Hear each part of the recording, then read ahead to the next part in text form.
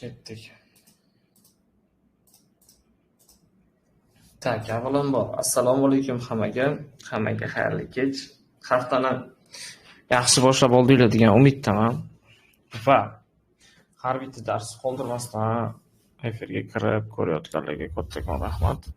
Vaqtinglarni ayamasdan darsga kirib mana mehnatimni qadriga yetayotganlar joninglar omon bo'lsin. Endi bu o'tgan mavzudagi ma'lumotlarga men shunchasi o'rgatganmanmi? O'chiramiz. Boshlaymiz unda.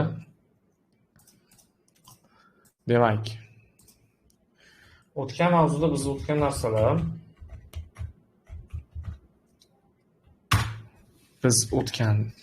mavzu nimalar bo'lgan? Birinchi mavzumiz bu bozor tarixi, to'g'rimi? Ikkinchi mavzu.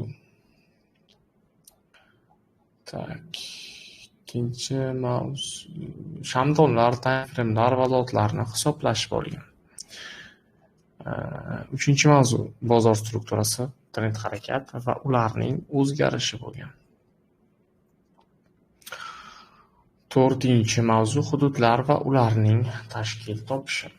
Demak, bugun trend harakat va hududlar o'rtasidagi farq haqida dars bo'ladi va ushbu ularning o'rtasidagi farq, biz qanday holatlarda ularni ishlatishimiz kerak, qachon kirish kerak, qachon chiqishimiz kerak, shunaqa haqidagi asosiy ma'lumotlar bo'ladi. Demak, men indikatorni boshqa o'chirib qo'ygan. Xo'p, birinchi o'rinda diqqatli bo'lamiz. Hamma so'raydigan savol, qaysi time framedan boshlaymiz doim?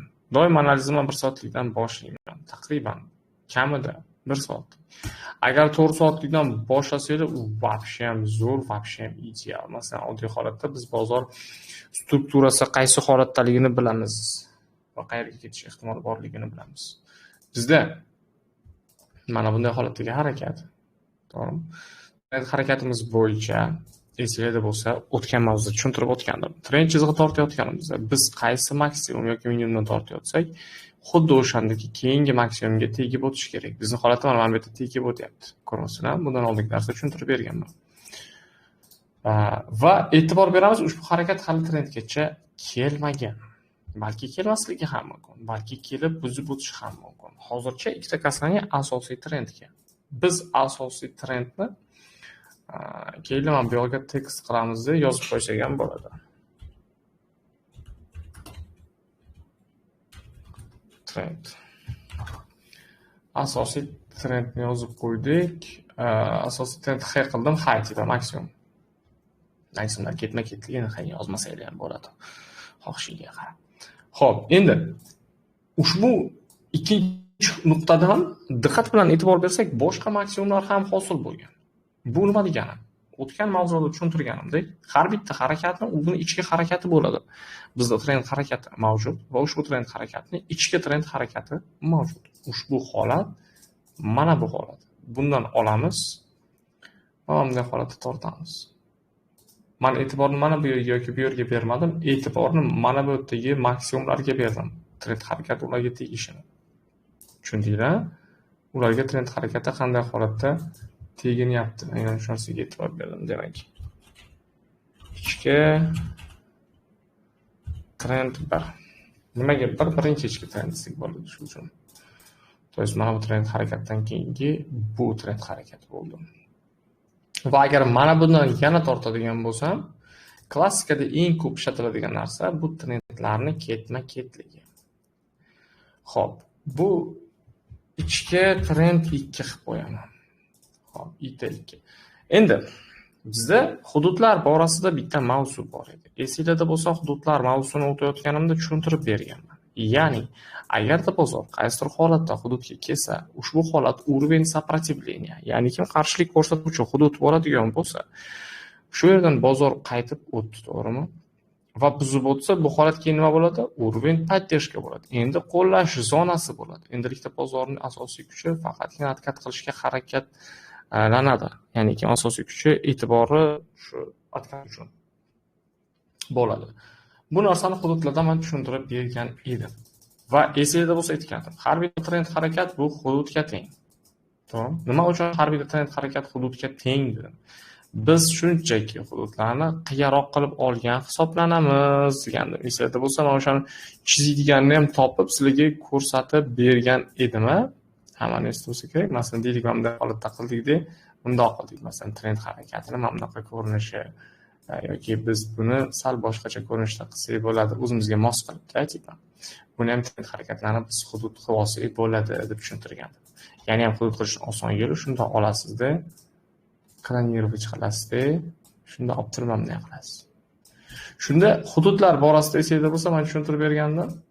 Bitta narsani olmaymiz, ya'ni bitta hududni olmaymiz. Bitta aynan narxi va belgilab olamiz. Uning maksimum va minimum nuqtalarini. O'shanda bizga aniqroq bo'ladi. Demak, ya'ni kim tushunishimiz kerakki, trend harakatlari ham hudud, faqatgina sal qiya, qandaydir ma'lum bir gradus ostida, sal qiya bo'ladi. Xo'p, endi buni nima uchun bunaqa deyapman? Ichki trendlarga diqqat e'tibor beramiz. Birinchi ichki trendga e'tibor beramiz. Birinchi ichki trend mana bu yerda buzilishidan oldin, bu 3-chi nuqtasi, to'g'rimi? 1, 2, 3 deb hisoblasak, 3-chi nuqtasi. Buzilishidan oldin mana bu yerda atkat qildi, ozgina kuchaydi va sekin buzib o'tdi, to'g'rimi? Buzib o'tgandan keyin retestga keldimi? Hududlar temasi takrorlanganmi? Hozir aytib o'tgan ma'lumotlar. Har bitta buzilib o'tilgan hudud doim o'z kuchini o'zgartiradi. Teskari tomonga endilikda bu поддержка bo'ldi. Ya'ni kim trendlarning o'zi ham hudud va ular bizga поддержка zonasi bo'lib xizmat qilyapti. Bu ichki trend deyiladi. Ya'ni bu narsani biz ko'rib turibmiz. Mana.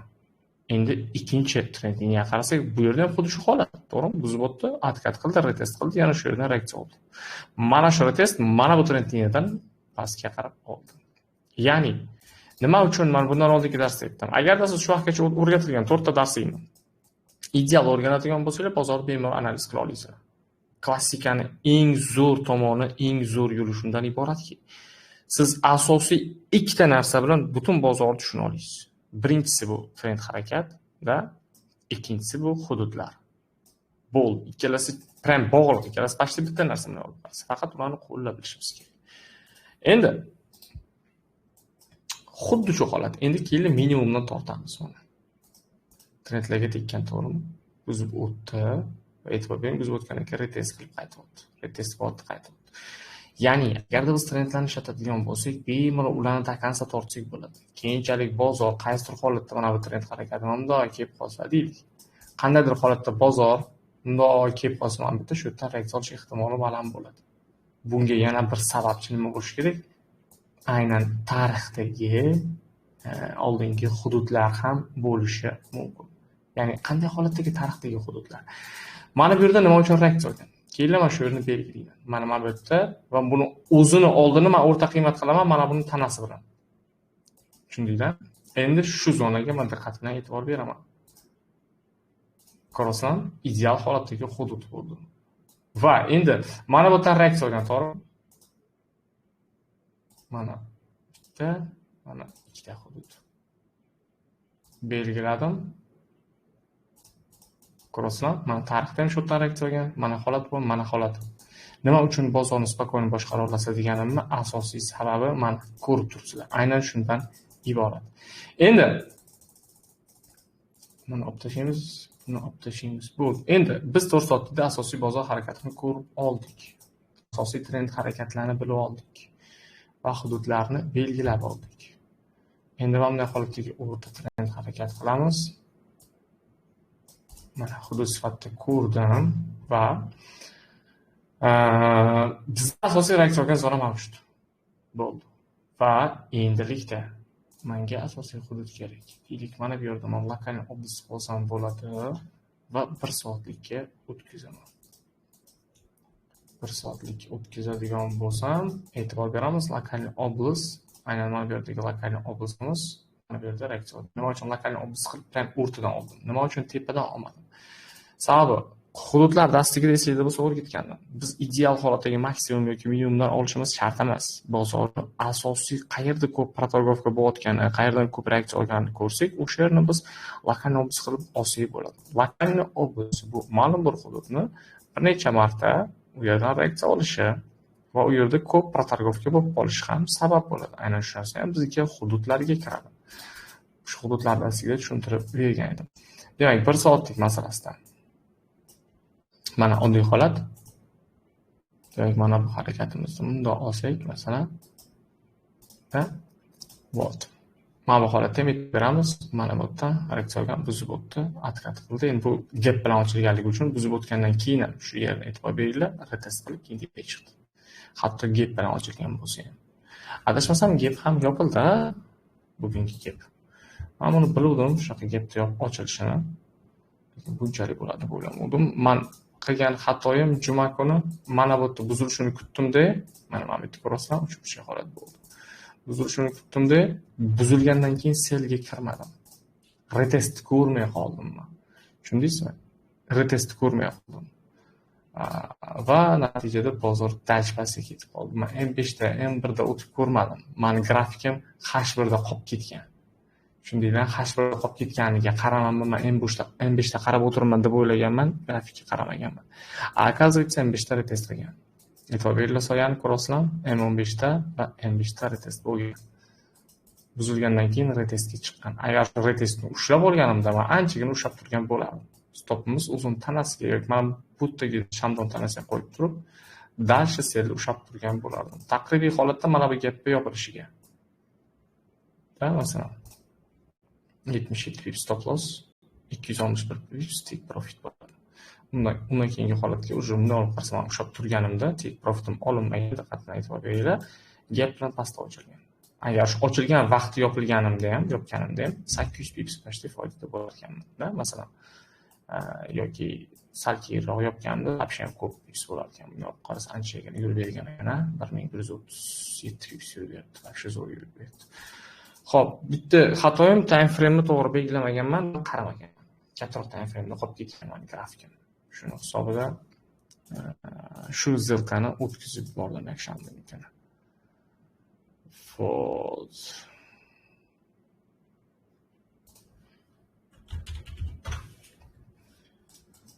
Tak. Demak, endi hozirgi holat bo'yicha qaraymiz. Bozor bunday holatda. Demak, mana lokalniy oblast mavjud. Hozirda как раз lokalniy oblastda turibdi bozor. Agar men buni lokalniy oblast mana bu yog'i bilan birga oladigan bo'lsam, lokalniy oblastda turibdi. Tepaga buzadigan bo'lsa, скорее всего, tepaga ketish mumkin. Lekin bizda bir nechta faktorlar borki, o'z maksimum yangilangan, minimum yangilandi, e'tibor bering. Откат qilib, ham trend ichida bo'lyapti, откат. Mana bu sell zonada o'tdi. Ya'ni kim sellimiz ozgincha cho'zilishi mumkin degani. Приблизительно mana bu tomonlargacha bu bizani SSLimiz asosiy holatda bo'ladi. Bu bizani BSLimiz. Agarda men mabodo kirmoqchi bo'lgan taqdirimda ham 15 tona yuqorida ekan, premium discount zonamiz, premium yoki discountni 0.5 gacha chiqsa, o'shandagi risk deganim sal yaxshiroq bo'ladi. 0.5 tona menga umumiy holatda holatdagi hududga teng. Shuni hisobga olsak, shu tariqasida yana yaxshiroq chemman bundan ko'ra. Selga ishlagan taqdirimda ham demoqchiman. Va o'shanda meni stopim sal kichikroq bo'ladi. Mabodo bir keladigan bo'lsa stop umumiy holatda mana bu atroflarida qo'ysam bo'ladi. Mana bu shamdonni tanasiga qo'ysam 73 pips bo'lar ekan. Take profit mana bu atrofda yoki SSL ni yechilishiga qo'ysam ham bo'ladi. Bu minimum yechilishiga qo'ysak bo'ladi. Chunki har bitta trend harakatini yaralishdan asosiy maqsad keyingi trend harakatini, oldingi trend harakatini tozalash, orqasini tozalash. Kelmasdan ketdi, lekin yaxshi tushib berdi, elektropik tushib berdi. Unda shu variant men kutaman, bugun vaziyat bermasa, kechga berish mumkin, o'sha vaqtda kiraman yoki ertaga dushanba o'zi o'tdik, seshanbadan kirishni boshlayman savdoga degan. Bugungi kunimiz skip bo'ldi. Normal holat. Men uchun bu real normal holat. Bir kun savdo qilmasam hech narsa qilmaydi. Bo'lgan vaqt bir haftali ham, 10 kun ham, bir oy ham savdo qilmaganman. Chunki meni maqsadim xohlagan kun savdo qilish emas, maksimal darajada foyda olish. Shunaqa.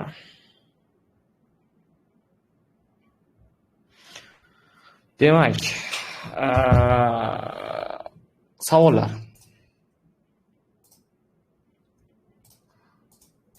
Mikrofon so'raganlarga do'stlik beraman. Kimda qanday savol bor o'tgan mavzular bo'yicha?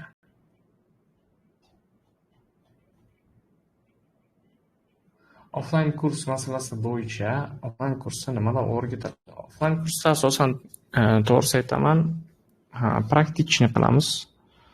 Offline kursimda o'tirib bitta tushuntirish ehtimolimiz sal kamroq bo'ladi. То есть maksimal darajada praktika qilamiz. Ya'ni kim dars va tushuntirish jarayonlari aynan bozor harakatiga, xarakteriga qarab o'sha vaqtni o'zi tushuntirib berib ketiladi. Demak, mana hozir qanday tushuntiryapman sizlarga? Xuddi shunday holatda bo'ladi, faqat praktikni bo'ladi. Yaxshiroq vaziyatlar bo'lgan holatda biz bemalol savdoga kirib, birgalikda savdo qilishimiz ham mumkin bo'ladi. Lekin baribir bu degan teoriya o'rgatmayman deganim emas, teoriyalar o'rgatiladi, hamma narsa tushuntirib beriladi. Biladigan hamma narsani, hamma informatsiyani berishga harakat qilaman, faqat sizdan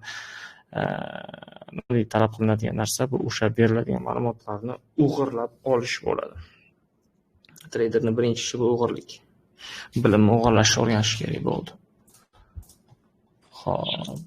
Xo'p. Nima? Tinchmi? Ko'rinmaysan. Mana shu yerda sen yuribsan ish bilan. Masalan, o'zing telefon qilasan o'sha Mana ham shu, sen ham shu kutib yuraveramiz. Yillarga o'xshab. Tak, demak, hech kimda hech qanday savol bo'lmasa, keyingi mavzuga o'tamiz. Trening mavzuni o'tamiz. Biz hozircha trend harakatlarni Hozir gapingizni bilmadim. Ana o'sha zonalarni tushuntiryapsiz hozir, hududlarni. O'shani men liniyada, ya'ni chartda yaponskiy switchlar emas, liniyada olsam globalniy zonalarni olib yaxshiroq ishlardim. O'shanga ham ko'rsatib ketasizmi deyapman-da. Chunki mana bu impulsiv harakatlar boshlangan, impulsiv harakatlar to'xtagan joylar har doim qiziq-ku chartda. Oldingi darslarda o'rganganman ular.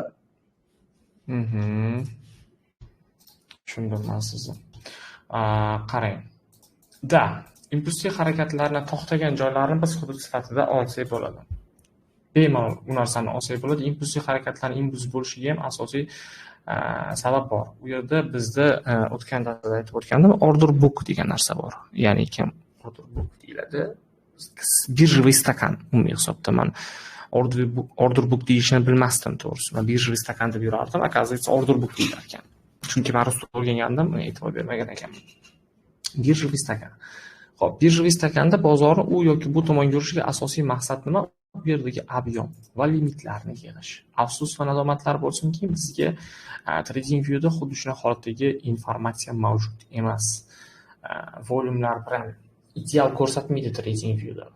O'tgan darsda aytib o'tganman, esingizda bo'lsa, faqat tiklarga asosan, ya'ni kim harakatlarni bosimiga, aynan harakatni volumiga qarab bizga ob'yom chiqarib beradi. Masalan, mana bu Delta Force men ko'proq ishlataman. Mana shu yerda ham e'tibor beradigan bo'lsangizlar, mana maksimum asosiy va minimum asosiy, to'g'rimi? Ushbu holat bo'yicha eng ko'p protargovka jarayonlari qayerda bo'lgan? Qayerda ko'p bosimlar bo'lgan? Qayerda ko'p siqilish bo'lgan? O'sha zonalarni ko'rsatadi. Demak, biz o'sha zonalarni ko'ramiz, bizga hudud uchun ishlab beradi va umuman savdo bo'lmagan joylar bizga asosiy likvidnesslar hisoblanadi. Likvidness bu bozordan o'yinchilarni chiqarib yuborish degani. Masalan, mana bu holatda nima uchun o'yinchilarni chiqarib yuborish? Chunki swing traderlar, SMC'da savdo qiladiganlar, ICT bo'yicha ishlaydiganlar yoki boshqa traderlar doim mana bu yerni order box sifatida oladi. To'g'rimi? Order box katta. Demakki, biz mana bu yerlardan kirgan taqdirimizda ham nima bo'ladi? Doim mana bu yerdan sell pozitsiyasi izlaydi, bozor mashti ekanda sell oladi va stop lossni mana bu yerga qo'yadi. E'tibor bering, stop lossdan keyin bozor pastga tushishni boshlagan. Ana shu narsa likvidness, ya'ni ki bozordan traderlarni chiqarib yuborish, o'yinchilarni chiqarib yuborish. Chunki bozorning asosiy maqsadi bizga pul berish emas, bizning pulimizni tortib olish. Vot. Shu uchun ham kamroq ob'yomlar qayerda bo'lsa, qayerda tiqilish, siqilish bo'lsa, men asosan o'shalarga e'tibor berishga harakat qilaman. U yerda qolib ketgan zonalar ko'p bo'ladi. Tushundingizmi? Bozor shundoq keldi, sraz limitlarni oldi yoki yopilishi kerak bo'lgan katta ob'yomlarni yopib chiqib ketadi bozor. Shuning uchun shunaqa joylarga e'tibor berishinglarni maslahat bergan bo'lardim. Masalan, men xuddi shunday holat mana bu o'rtada ham hosil bo'lgan. E'tibor beryapman va o'sha holatlarni biz hudud olsak bo'ladi. Va aynan kichik ob'yom qolgan joylar hudud olsak bo'ladi. E'tibor bering, mana shu yerda hudud, to'g'rimi? Mana hudud. Sifatda ko'rdik, mana bu yerda ham hudud. Mana bu yerda ham buni hudud sifatida ko'rdik. Endi sekin orqaga qaraymiz. Mana bu yerimiz hudud. To'g'rimi? Hozirgi chizgan holatimiz bo'yicha mana hudud bo'lib ishlaveryapti. Mana bu yerda ham M pattern hosil bo'lgan, lekin o'shani asosiy nuqtasi mana bu yerga. Uchtagina olib ko'rsataman. Beramiz. Yerga qilib keyin tushyapti. Retestga ko'chishni qayerdan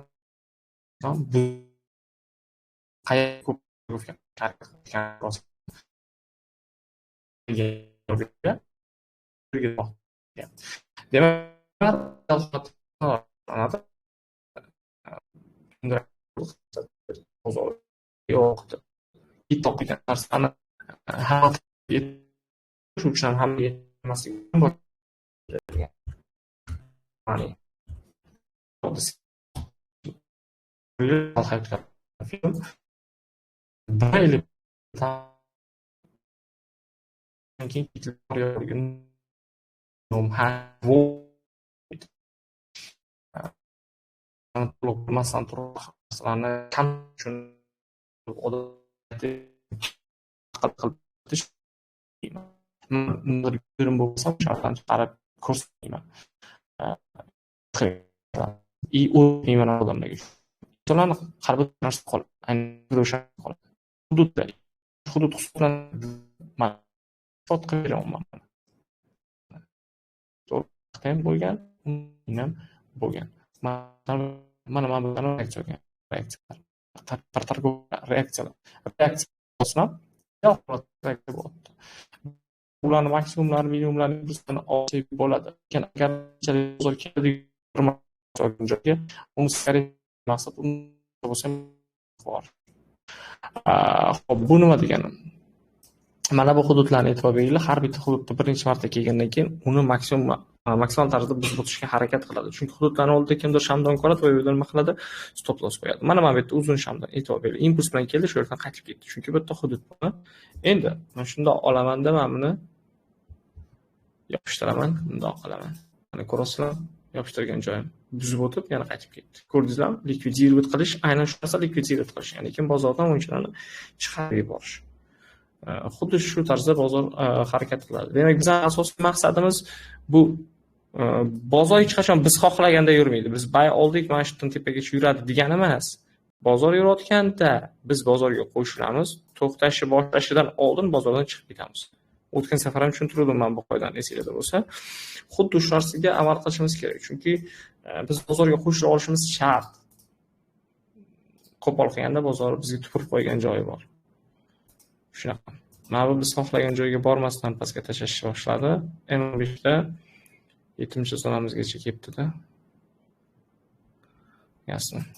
Shunaqa. Yana kimda qanday savol bor? Tak qo'l ko'targanlarga dostuk bering.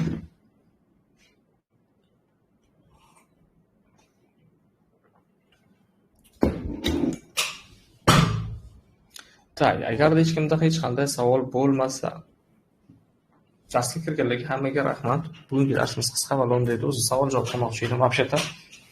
Lekin shu holatda ham nimadir o'rgatib beradigan maqsaddan qildim. Ertaga yangi mavzu o'tamiz. Hamma tayyor bo'lsa, ertaga boshlaymiz. Keyin ustoz yana bitta savol borda. Xo'p. Hozir likvidlarni aytdingiz-ku, likvidness. Bozor har doim likvidlarni yangilashga intiladi degan bir teoriyani ham o'qiganman-da bu yerda. Shu qanchalik haqiqatga? Bu to'g'ri, o'sha hozir aytgan narsam. Likvidness o'zi nima? Likvidnost o'zi bozorni o'zidan qoldiradigan narsa, umumiy hisobda olib qaraydigan bo'lsak, bozor o'zidan qoldiriladigan izda buni olib qarasak. Va hamma o'shani likvidnost deb hisoblaydi. Va bozorda o'zidan qoldirgan izlarga nisbatan odamlar, ya'ni oddiy treyderlar savdo qilib ko'proq foyda olishga harakat qiladi. Bozorda o'zidan iz qoldirishga asosiy sabab esa treyderlarning pulini yechib olish. Ba'zi insonlar bu narsani tushunmaydi. Oldin shunaqa bo'lgan, mana shu yerdan yana qaytib ketadi deydi. Bu holat nimani anglatadi? Deylik. Order block deganda hamma tushunadigan narsa. Mana bu bizning order blokimiz, to'g'ri? Order blockda o'ziga yarasha qoidalari bor. Bu keyingi mavzu edi, prosta qisqa o'limda tushuntirib beraman. Masalan, mana shuni order block deb oladigan bo'lsak, asosiy qoida bor. Order blockga kirdi. Hamda holatda bo'ldi, to'g'rimi? Deylik, 170 pips bo'lsa, 340 pips 1-2 holatda siz order block bilan ishlaysiz. Va mana bu ideal holatda order block ishlab berdi. Siz mana bu yerdan kirsangiz hamda, masalan, ideal holatda order block ishlab berdi. Lekin aynan shu holatda ishlayverdi. Bu har doim ham ishlaydi degani emas-ku. To'g'rimi? Mana bu holatda, mana bu yerda biz order block sifatida olsak bo'ladi. Mana stop lossini qo'ydik. Nimaga bu holat ishlab bermadi? Aynan shu narsa bizning likvidnostimiz bo'ladi. Bizni tasdiqlab qo'ydi. Order bloklarni bitta qoidasi bor, doim bozor harakati davomida maksimumlarda va minimumlarda paydo bo'ladi. Trend harakati bizga nimaga kerak? Bozor yo'nalishini bilishimiz uchun. Agar minimumlarda bizga order blok hosil qilgan bo'lsa, toki ushbu harakat davomida bozor kuchini yo'qotib, mana bu order blokdan reaksiya olmaguncha biz bayga qo'shila olmaymiz. Tushundingizmi?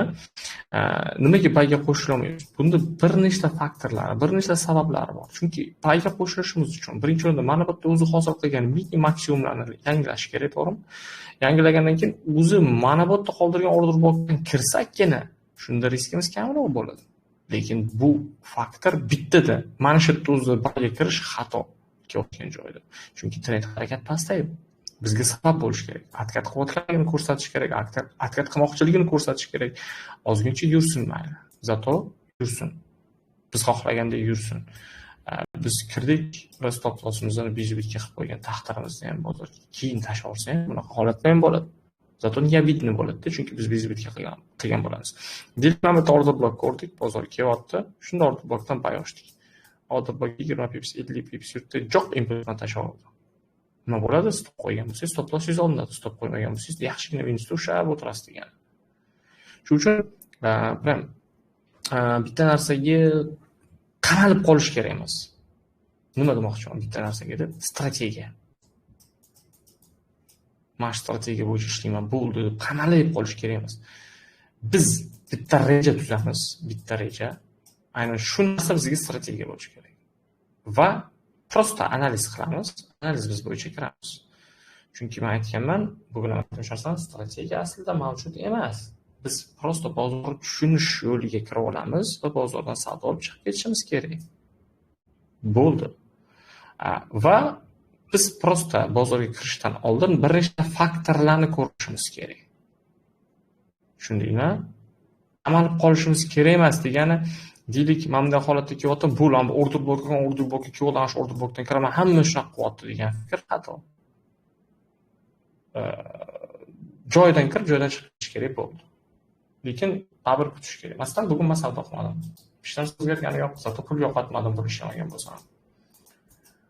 Bo'ldi. Shunaqa holatda birinchi o'rinda risklarni kontrol qilib, anondan keyin o'rganib, savdoga kirishinglarni maslahat bergan bo'lardim. Yana kimda qanday savollar bor? Shunday. Tak, hech kimda savol bo'lmasa, unda hammaga rahmat. Bugungi darsimiz tugadi. Inshaalloh ertaga yana dars qilamiz. Uyga vazifa yana anaqa qilsanglar bo'ladi, bemalol darsliklarni ham qaytarib. Endi bu yoqqa eng kamida 10 ta qilish kerak, chunki men ko'ryapman, kimdir 5 ta qilyapti, kimdir 10 ta qilyapti. Bu juda ham yaxshi, lekin kimdir вообще ham qilmayapti, to'g'risi. Shuni hisobga olgan holatda bitta tashlab qo'yganlar ham bor. Qizlar to'g'risi juda ham yaxshi harakat qilyapti qizlardagi. Assalomu alaykum. Labbi aka. Qarangda mana bozorda pastga tushib ketayotgan paytda orada ochiq joy bor-ku, o'sha nimadan chiqadi? Mana buni aytyapsizmi? Ha, o'sha. Bu bozor yopildi. Bozor kuniga bir marta yopiladi 2 soatga deylik. O'sha yopilgan vaqt 2 soat ichida nima desam bo'ladi? Prям birjoviy rынокda bozor harakatlari o'zgaradi. Bozor harakatlari o'zgaradi. Unga talab va taklifli kuchayadi, boshqa bo'ladi. O'shaning hisobiga yopilgan vaqtiga nisbatan bozor pastroqda yoki teparoqda ochilishi mumkin. Aynan shu narsadan kelib chiqqan holatda bo'ladi. Bizning holatimizda adashmasam Eron urushida shunaqa bo'ldi. O'sha urush bo'ldi, o'shani hisobiga sal pastroqdan atqat qilib, impulsni tashlab, tashlash kerak bo'lgan vaqtigacha bozor yopilib qoldi-da, keyin tashlab. Shuning hisobiga shunaqa holat bo'ldi. Bu tabiiy holat. Bu juda ham ko'p bo'lgan. Qolgan kunlarni qarasanglar, qolgan kunlarda ham bor. Sezilarli, sezilmas darajada kichkina joylarda bor. Bu oddiy holat. Lekin qolgan vaqtda kunduzi e'tibor bersanglar, stabil yo'qyapti. Mana stabil bir xil ochilgan joydan yopilib, yopilgan joydan ochilib, xuddi shu tarzda davom etadi. Ammo даже kunduz kunlari ham birdan o'tib ketib qolsa, aynan har bitta shamdon yopilish vaqti bor, ha? Deylik, mana bu mana bu shamdonni yopilishiga 12 minut 07 sekund qoldi. Aynan oxirgi 1 sekundda yopilishdan oldin birdan kuchayib ketib qolsa, harakat tezligi. O'sha vaqtda ozgina keyin shamdonlar ketma-ketlik orasida gap hosil bo'lishi mumkin. Prosta shamdon yopilish va ochilishga uspet qilmay qoladi. O'sha vaqtda hosil bo'lib qoladi, kunduz kunlari yoki bozor stabil harakat qilayotganda. Qolgan vaqt esa kunning yopilishi va ochilishiga bog'liq. Shundan hosil bo'ladi. Keyin pipsda nimada o'lchayotganingiz aka? Telefonda cho'ta chiqmay qoldimi? Lineyka bor, lineykada o'lchayman mana, lineyka bor. Telefonda tepada to'rtburchak belgichasi bor. To'rtburchak belgicha bosasizda o'sha yerdan ko'rasiz.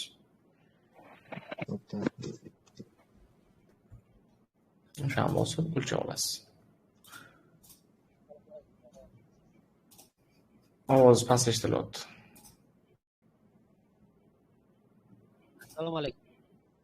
Va alaykum assalom, assalomu alaykum. Labbi. Ha, gapiravering. Hozirina savdo bo'lyapti-yu.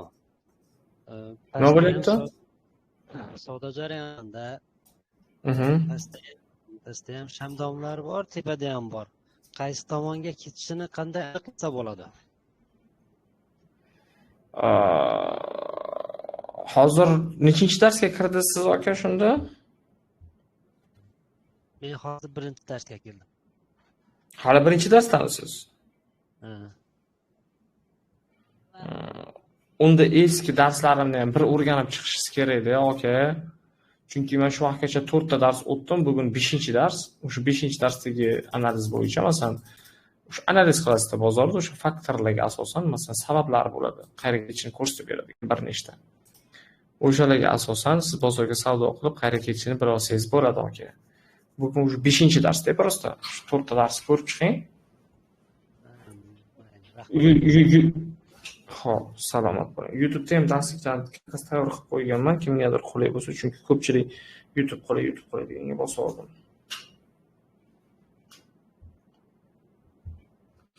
Tak, hammaga rahmat, yaxshi dam olinglar, charchamanglar. Kuninglar xayrli o'tsin, yaxshi joydan kirsam signal ham beraman. Salomat bo'linglar.